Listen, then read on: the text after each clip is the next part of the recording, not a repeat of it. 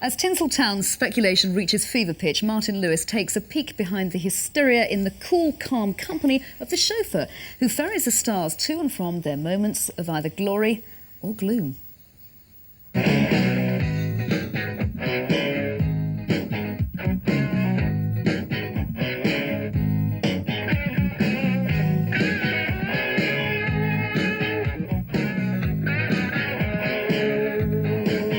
Good morning, Anne and Nick. Martin Lewis here in Hollywood on Oscar Day.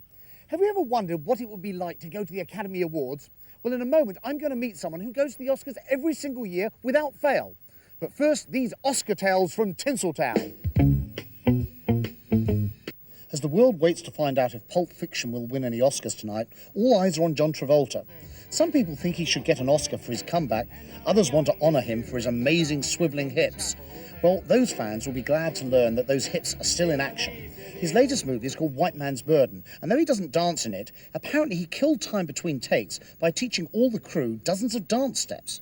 So somewhere in Hollywood, there's a film crew that can do the Hully Gully, the Hitchhiker, and the Mashed Potato. Also nominated for an Oscar tonight is Jodi Foster for her performance in Nell, in which she plays a wild child who develops her own language. Well, LA's young, trendy clubgoers would definitely give her the award. They've taken this new lingo to heart. They call it Nelling. And what you do is you imitate Jodi, and then your friends have to guess what you've just said. Apparently at the premiere of Nell, Jodi Foster overheard a couple of people playing this game, and far from being offended, she apparently was just uh-oh, which is Nell speak for amused. I thought it would be fun to find out what the stars actually do on Oscar night. Who better to tell us than one of LA's top chauffeurs? Preston, take me to the Academy Awards, please. As a top chauffeur, Preston is an old hand at Oscar nights. Each year, he picks up one of the star nominees and delivers him or her to the awards ceremony. If you get a star in the back, especially a nominee, how do they behave? Nominees behave in a lot of different ways. If they're really excited, then they're talkative. They're very outgoing. If they're a little bit apprehensive, they'll be really quiet. They won't say a word. Is there competition amongst the chauffeurs about whose passenger's going to win?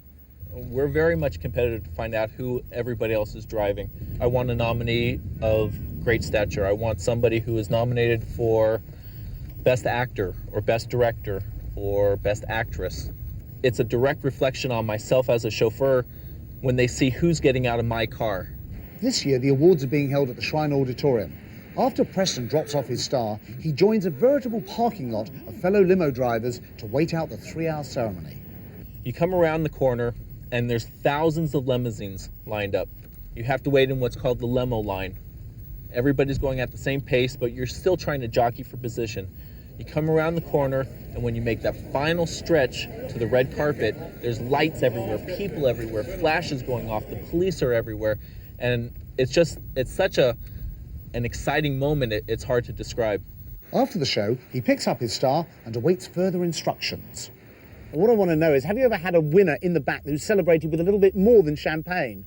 Yes, I have. To answer your question, I've had clients in the car that are so excited that the partition goes up, and I'm sure other things are happening in the back of the vehicle other than celebration.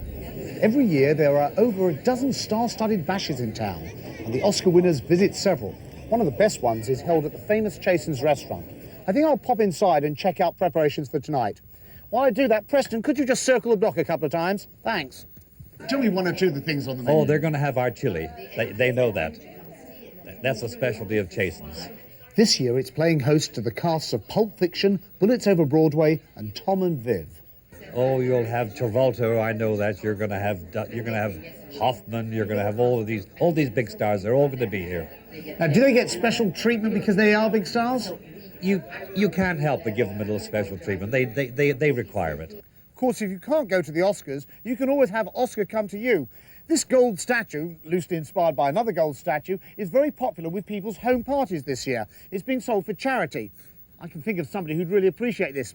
Oi, Preston, coming through. Well, I better get home and get me tux on to get down to the awards. You great poser. He should get an Oscar, shouldn't he, for that?